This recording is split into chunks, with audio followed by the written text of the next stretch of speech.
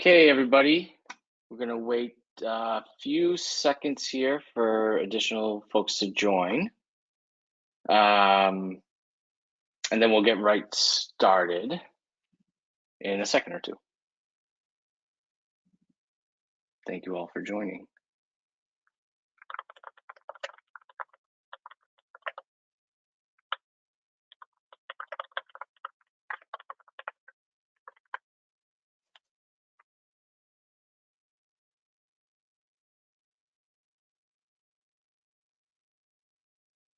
Cool. Okay, let's get started. So good to see everybody. My name is Matt Brown. I'm a senior solutions engineer here at DAS. Today we're going to be talking about building a secure SDLC. Which scanning tools should I look at and where should they go? Over the past few years, especially, there have just been a extreme tsunami, let's just call it, of a lot of different scanning tools for your SDLC, all the way from the very beginning to after you've actually deployed it out into production. So there hasn't really been, that I've found anyway, kind of just one spot where, hey, these are all the different tools that you can look at. This is where they can sometimes go, all that good stuff. So I said, okay, well, I'll write a paper on it. And that's what we did here. So there's an accompanying paper to this that we'll definitely be able to share at the end as well. But that's what we're going to be going over today. So who is this guy that's speaking on this camera here? Like I said, my name is Matt. Originally, I'm from Boston. Right now, I live just outside New York City in northern New Jersey. Delilah, my wife, I have two daughters, Madeline and Emily. You'll see Madeline there. We don't have any glamour shots of Emily because she was literally born like 6 weeks ago today, actually. So we don't have any glamour shots yet. And this is Bailey Brown, our puppy. She's super, super sweet dog, very spoiled, but super sweet. A little bit about my background. So I have a master's in computer science. I had a brief stint as a developer for a little while. Before DAS, I was a solutions engineer and turned into a product specialist for Sneak's open source product, the source composition analysis. So I was at Sneak for about 2.5 years. In a very previous life, I was a solutions engineer for an infrared optical component manufacturing company. Very long time ago. Some hobbies: love to spend time with the kids and my family and my wife and our puppy. My COVID hobby that I picked up was woodworking and carpentry. So when we first moved in our house, we had this big blank wall, and Delilah told me, I really want built-ins. That was my dream in the house. So I said, okay, well, I'll make you some built-ins. So she's the designer. I just execute. This is all her vision. I just, cut a bunch of wood and drill a bunch of holes. That's really all that is. I love to golf, and I like to build mechanical keyboards. So a little bit about me. What are we going to actually talk about today? Enough about me. Let's get on to what we're going to speak about. We're going to talk about what a secure SDLC is and like what's actually different about it than kind of your standard SDLC, right? We're also going to talk about the different stages of a secure SDLC, kind of where those tools go in each stage. We'll talk about some of the vendors for each tool. A lot of vendors can actually fit in multiple different spots along the secure SDLC, but we'll get into that a little bit. We're going to see a real life example of what a secure SDLC looks like. This is a kind of a mock-up of one of our customers that uses a very similar way to actually secure their SDLC, and then we'll finish up with any wrap-up and questions we may have. So I'm going to caveat this by saying, every SDLC is different. I've seen probably now thousands of companies' software development life cycles, and no two are the same. There's the same kind of foundation and traits along each one, but everybody is different. This is meant to show like, hey, this is a good starting point of when you want to really start to build an SDLC and a secure SDLC. here's a good reference, a good guide to kind of help you get started. So very much caveat that by saying this isn't, the exact thing that everybody is using. Everybody's different, but this is a good starting point. So you have your, your plan, your code, your build, test, deploy, and then production and monitor as well. So when we talk about these stages along the SDLC, they're very kind of cut and dry of, hey, in plan, you think about, how the program is going to work, what's it actually going to do. In code, obviously it's self-explanatory. Build, you're going to be putting all the pieces together, testing. Well, what makes it secure, this kind of very plain vanilla SDLC, how do we actually make that secure? So the way that we do that is we're going to implement certain types of tools throughout the SDLC. And again, some folks may say, well, you should have SCA and static also in deploy in your CI/CD or in test or in build. Totally agree with you. 100% agree with you. But again, this is just a guide to get you started. Please feel free to put different tools in one or more spots across your SDLC. But again, this is a very simple guide to kind of help you get started, right? So what about the design stage in a secure SDLC, right? This is the phase where, the system, the application, or the product that's being developed and designed, during this stage in a secure SDLC, what we're going to do is we want to find and document the security requirements for the system. So we're going to develop the overall architecture, the overall design. We're going to identify and document any potential security risks or vulnerability that may come up. So you may hear this term like secure by design, meaning you find a way to just immediately minimize your kind of exposure to vulnerabilities or misconfigurations all the way from the beginning. There is an excellent book for this. I highly recommend. It's on one of these shelves somewhere. Designing Secure Software, a guide for developers by Lauren, and I hope I'm pronouncing this right, Confelder. I apologize if I butcher it. It's an excellent book. Actually, let's make this a little fun. This is what it looks like. It's a very, very, very good book. I highly recommend it. Just okay, we have a plan. We're designing things. We're thinking about our security within the design phase. Maybe we're doing a lot of threat modeling, things like that. So let's go on to the code portion of it. Two tools that people probably know most about or have heard most about are SCA, which is source composition analysis, and SAST, which is static application security testing, or static analysis, as it's often referred to sometimes. So SCA, what you're testing is you're testing the open source components for vulnerabilities that they may have. So you're testing those components that you know and unknowingly bring into your application through transitive dependencies. The best way I can describe SCA and how it works, the explain like I'm five scenario, and this is something a friend of mine told me many years ago. Said, imagine you're having, you're in high school and you throw a big party, right? And your parents are away, you throw a big party at your house, and you invite your friends, but then your friends invite other friends, and those other friends invite other friends, and those other friends, your friends of friends of friends.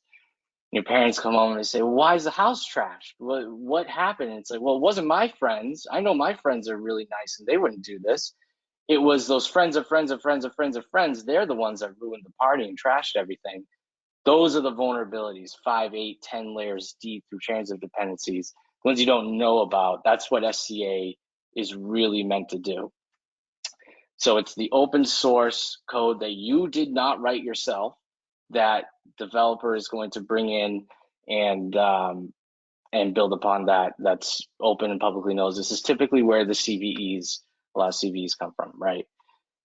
The static analysis portion of it is testing the code that you write at your own company that's not open source, but that's like your IP and your business logic. That's what static analysis is actually testing. And you can put it in the CI/CD just like SCA, put it in code. This is a very shift left kind of deal here, what we're seeing when we put it implemented in code, but it can test the bytecode, binary code, the regular code you test right in your IDE. It's going to find those problematic coding patterns that go against, common CWEs, common weakness enumerations, things like SQL injection, remote code execution, all these other cross-site scripting, all that other really good stuff. That's what static analysis is looking for. Think of the OWASP top 10. Static analysis is going to be looking for that, right? And what's nice is if you have it earlier, especially in the IDE, it's kind of, you can really empower developers to test as they're writing their code. So I don't have to, I can just say, oh, let me run a quick test before I check this thing. No vulns, good. Go ahead, push it up. Oh, there's a ton of vulns. Let me actually try to fix these before I actually push them up, which is good. Less work for everybody. Then we're going to get into the build stage. All right, and at the build stage, this is where you want to start putting everything together.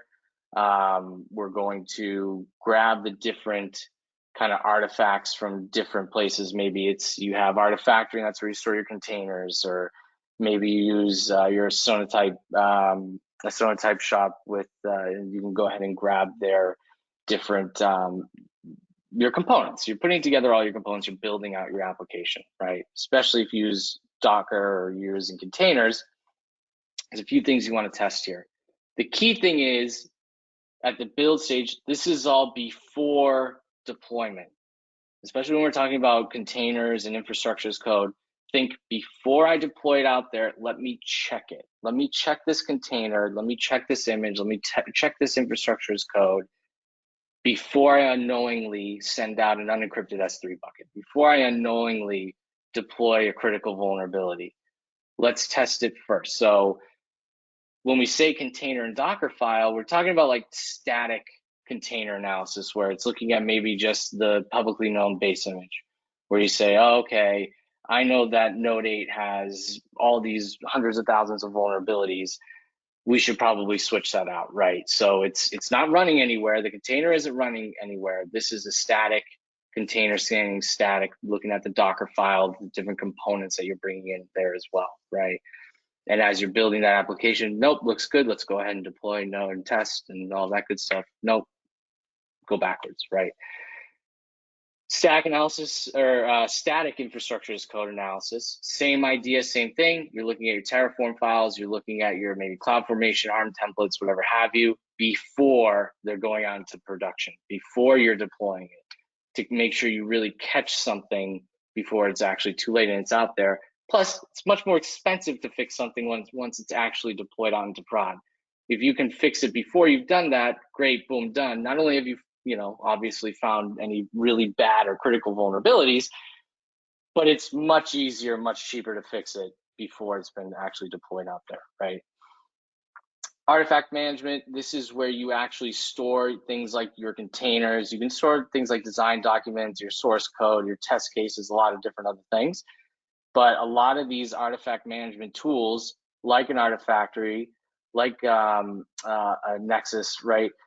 You can actually, they'll have testing built right into it, or maybe even something native like AWS has ECR, right? That's their container registry. They have their own scanning capability right within it. And by the way, we're going to talk about the different tools that are all that are in each of these steps. So we'll touch briefly on that. That's artifact management. Then we're going to get into testing. This is like, okay, I've tried to find as many vulnerabilities or misconfigurations that I can more on the left side of things. Let me try to actually really kind of hammer this application to see if I can get it to mess up a little bit. It's kind of how I like to look at it, right? Maybe I'm a little crazy, but that's how I like to look at it. So two very common ones are fuzzing. This is something where, again, you're going to actually just throw a bunch of stuff at your application that's like not expected, or that's invalid or malformed or something like that, to try to break it, essentially. So I want to run a fuzzer to try to see if, okay, I built my application. Before I deploy it, let's try to break this. And if it passes, then great, you can go ahead and move on. But fuzzing is a very interesting type of tool. yeah, think of, okay, let me try to break this thing before I actually send it out there. Secrets detection, I don't think I have to go too deep into secrets detection. Super duper important. You obviously don't want to deploy secrets. It's very good, again, maybe at the code level you do secret scanning, and at the build level, and at the test level, and even at the deploy level. Secrets detection and API security kind of bleed in one over the other a little bit. But we really don't want to be sending out secrets right into code, right? We want to get that and actually remediate, remove it, do whatever you have to do. Deploy. Let's move on to actually deploying our application. DAST. And by the way, if anybody comes up with another acronym, God bless you. This is all these different acronyms and letters. It's hard to keep track of. It's another good reason why the presentation paper are a good reference. So DAST, Dynamic Application Security Testing. So that's like a black box testing method. It scans your applications at runtime or at deploy time. And it's usually applied a little bit later in the CI/CD and the SDLC here. It's a really good way to prevent like regressions, and it doesn't really depend on a specific programming language. So you can usually kind of typically put this in the deploy spot here.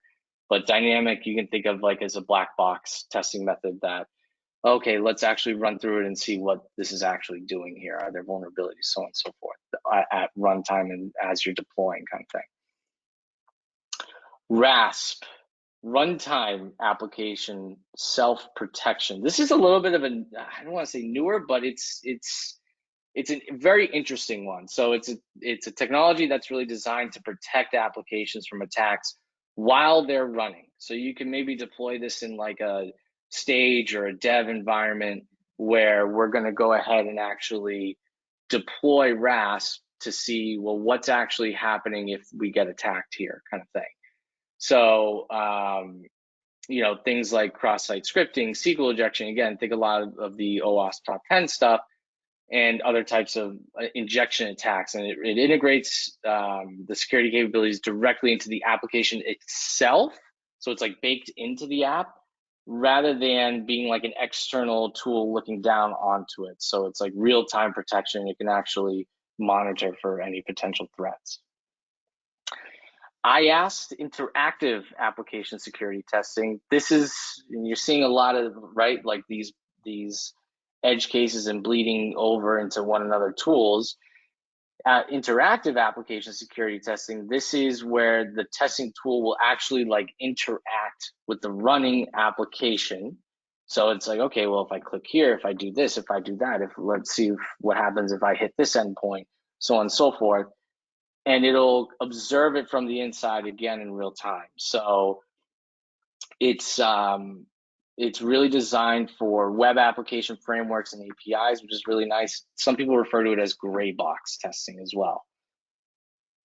API security, pretty self-explanatory, but you're protecting APIs from a lot of unauthorized access, for example, or any type of abuse that comes from somebody trying to exploit any vulnerabilities within API security itself. So things like use of authentication or authorization, a lot of data encryption, input validation, all these different things that APIs really revolve around.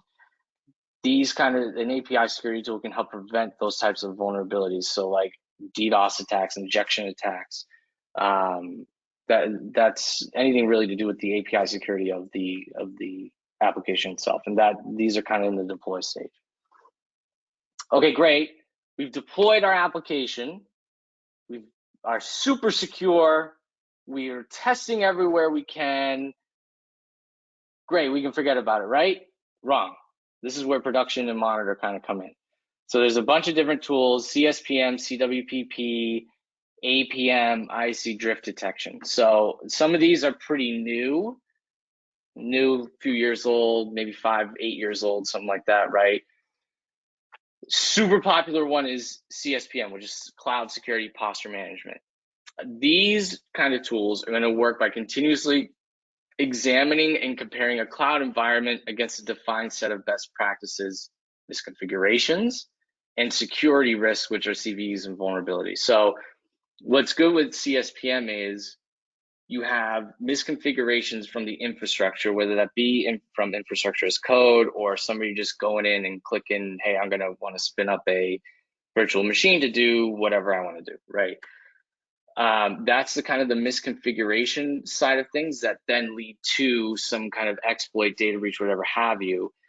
And it also will look at the more common like security quote unquote risks, the CVEs or the vulnerability side of things. So the way I kind of like to break these risks are you have the infrastructure side of things from maybe something like Terraform, and then you have the vulnerability side of things, maybe something from your open source components that you bring in, right? So what it does is it's going to monitor your cloud environment, AWS, Azure, GCP, OCI, whatever have you. And you usually have a really good set of rules, whether they're like CIS benchmarks or something like that, that usually come out of the box from one of these tools. And it's going to say, okay, are the policies that I have running in my cloud environment, do those adhere to the ones that I have set, whether it be a best practice or custom ones, whatever have you. So this is after the application's been deployed. You know, very common one is, okay, there's no vulnerability in it today, but I'm sorry to say it, in every demo, everybody will say it forever. Then a log4j comes out. It's like, okay, just because it wasn't there yesterday doesn't mean that something can't be in there tomorrow, kind of thing, right? Typically, obviously, these tools don't take into consideration some results from SCA or stack analysis much earlier in the life cycle. We can get into that a little bit later, but that's CSPM, right? CWPP. I've heard CNAP, CWPP. Really what this boils down to in my mind is this is a cloud and or dynamic / runtime container scanning. And when I hear CWPP, I'm thinking containers, Kubernetes, that kind of thing. So what this is, it's really tailored for the security needs for the deployed workloads that are in public, private, hybrid environments, whatever have you, right? So again, think about, I've deployed a Kubernetes cluster, it's running there, there were no vulnerabilities in it, say that with a caveat, right? There were minimal vulnerabilities in it, they were all low, whatever have you. When I tested it earlier in the life cycle, but there's a newly disclosed vulnerability in some component or some dependency that's in there. This is what CWPP is going to look at and look for is, okay, I have a runtime container scanning. It's a runtime environment. It's out in prod. Let's monitor to make sure no newly disclosed vulnerabilities are out there right now. APM, application performance monitoring, it is what it sounds like, right? It's monitoring the application's performance, and that's very simple to say, but you know, not only is it good for the security side of things, like, you know, are you under a DDoS attack, what's going on here, it's also good for like performance and maybe even cost too. So there's plenty of tools that do this, things like Datadog or Dynatrace or something like that, that will actually monitor your application to say like, hey, things are going good, things are going good. Hey, there's a blip here, this is what's happening. So won't get too deep into application performance monitoring, but pretty self-explanatory. IEC drift detection, infrastructure as code drift detection. This is essentially saying the infrastructure that was deployed with infrastructure as code isn't what you were expecting. So what it'll do is it'll identify and report on the differences between the intended infrastructure configuration that you may have written in Terraform, you may have wanted to output in your Terraform plan file or TF state file, in the defined infrastructure as code base versus the actual configuration of the deployed infrastructure. It doesn't match up with what you thought it was going to be when you were writing these Terraform modules, right? There was a good analogy that a colleague of mine talked about a few years ago, where you get your kids to clean their room. You walk in the kids' room, it's a mess. Kids' room, it's a mess, and then you say, okay, you got to clean up your room. And you see that they start cleaning, then you turn around and then it's actually all clean. But then you come back 10 minutes later, then it's a mess. That's not what you were expecting. You're expecting the room to be clean. Why is it a mess right now? it's I think, a very great way to look at infrastructure as code drift detection. So yeah, that was a lot. Thank you for sticking with me on that.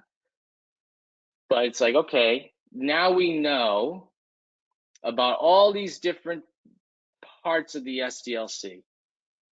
Who does what? Who the heck can actually do these types of things? Who can do SCA? Who can do CSPM? Who can do this? Who can do that? Again, I'm going to caveat this by saying I can't fit everybody's logo everywhere. So please, if anybody's watching this and you're saying, well, wait a second, I work for Sysdig, we also do CSPM, or I work for Wiz and we also do drift detection. Please understand, we all know, but I can't fit everybody's logo here at once, right? So we'll go through some of these, and this will give you a very good sense of, well, who can do what and how, who can actually help me introduce these things and excuse me, and actually help me build a secure SDLC. Who should I go talk to, right? I'm going to do another caveat. This is not a recommendation for one tool over another. This is purely informational.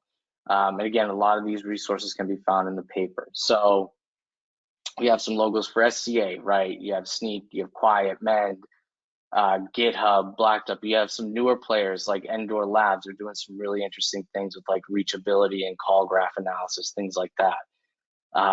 You have static analysis. Again, somebody like a Sneak or Checkmarks. Checkmarks can also do SCA. Vericode can also do SCA. Typically, people or vendors that can do SCA can do SaaS, or that can do SaaS do SCA. Sometimes they do, sometimes they don't. But you will find some overlap there. So like, GitHub has GitHub Advanced Security, and Dependabot for SCA, right?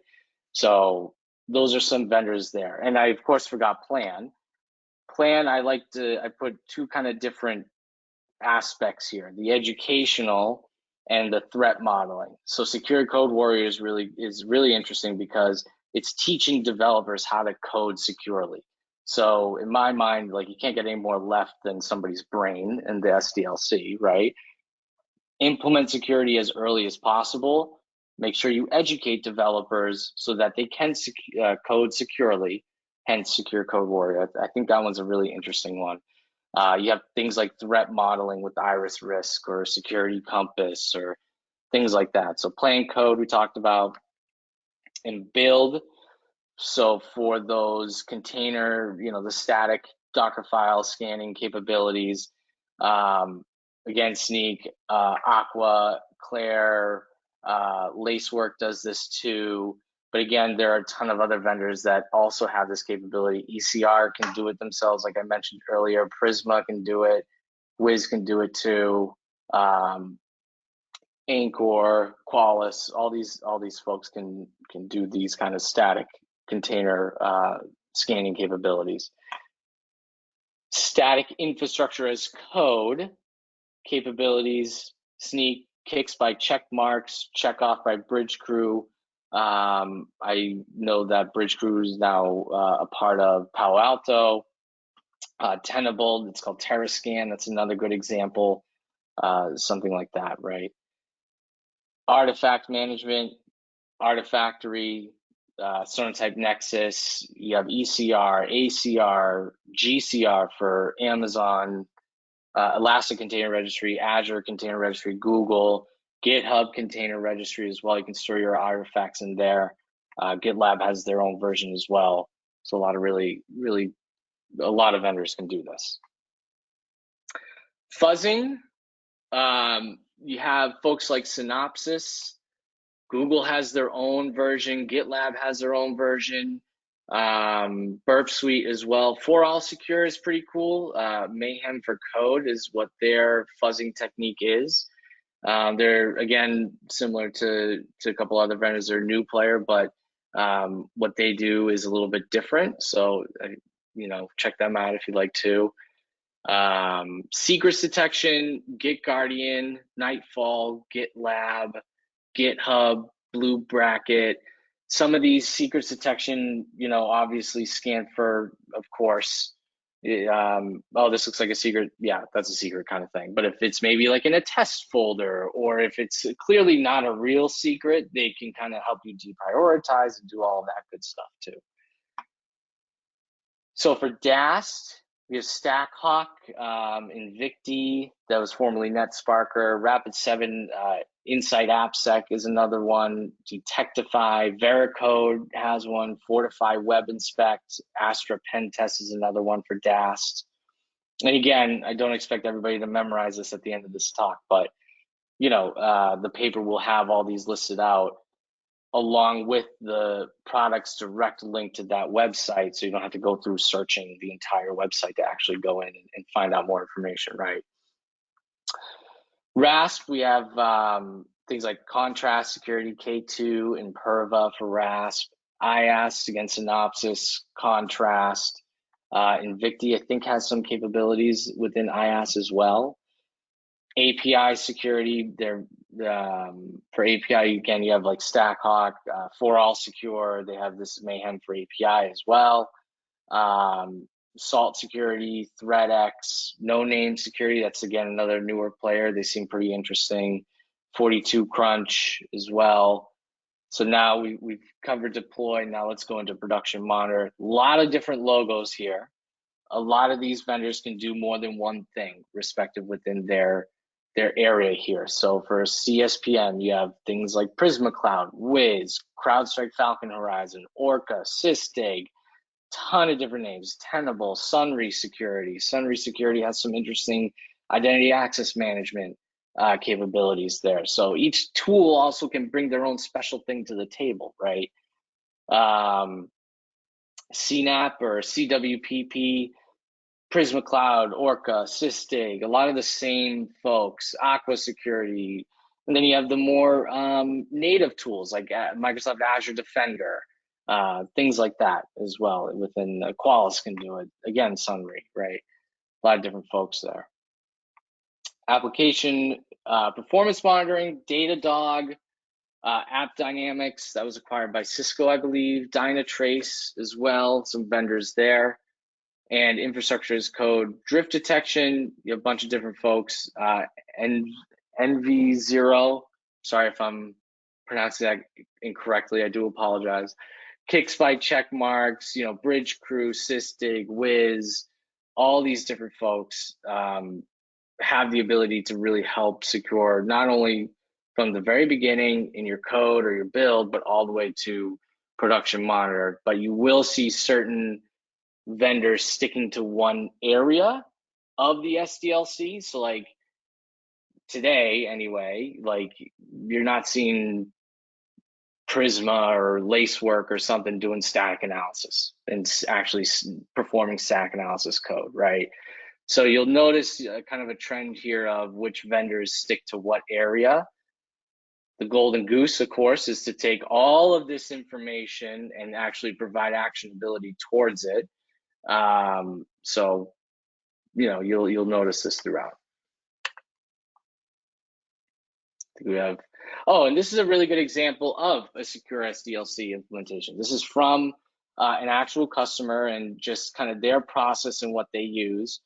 And so you see they have something very similar, right? Plan, code, build, test, deploy, operate, and monitor. And you'll notice they put different tools in more than one spot throughout the entirety of the SDLC. So Phylum and Shift Left, they do with code, right? So as the developer's writing the code, they can actually test with these tools.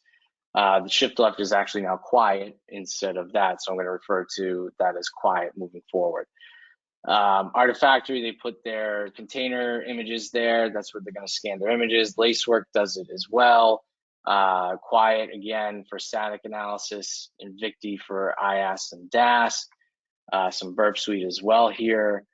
And again, one more time, I'm going to put in static and SCA into my CI/CD pipeline before I go ahead and deploy it. Let's test again with Quiet and Phylum. And then Invicti, of course, Lacework, Wiz, Tenable, Nessus, all these kind of things after it's been deployed, right? Which is good. So what did we cover? We looked at the differences between your regular run-of-the-mill standard SDLC versus a secure SDLC. We looked at the different tool types that can be implemented throughout. The thing that we've really learned is there are a lot of tools available, of which they can all do one or several things. What you really want to do is really test out these different tools. Make sure they're finding what they need to find. Look at things like speed, but also look at things like false positives. Look at things like true positives, right? Look at things like, well, are people actually using it? Is this easy to implement? Is it frictionless to onboard? Can I prioritize a lot of these issues? How can I prioritize it? Can it show me just the fixable vulnerabilities or misconfigurations? Can it just tell me, okay, what do I need to do to fix several issues at once with the simplest kind of fix? How can I make the easiest and most effective fix possible to remediate all these issues that everybody is giving me, right? It's hard. Building a secure SDLC is hard. It is difficult, but I believe in you. Everybody here can do it, right? Being aware of what's available out there, what folks can actually use, how they work. At the very least, it's going to get you started, and that's why we publish this and why we're having this talk is want to help you get started, because it is overwhelming. It is super overwhelming, all the different tools and all the information that's out there about all these tools. Very, very overwhelming. But hopefully we can help out, and hopefully you can get started off on the right foot here, right? That's it for me. Any questions from anybody? Doesn't look like it. Okay. All right. Well, feel free to reach out. My email is here, matt@daz.io. Thank you for watching. Thank you for attending. Really appreciate it. And like I said, any questions you have, please reach out. I'm here to help out. We're here to help you answer any questions you might have. I've looked at all these different tools. I've used almost all of them. We're happy to definitely help out and help you get started off on the right foot. But that's it for me. Thank you.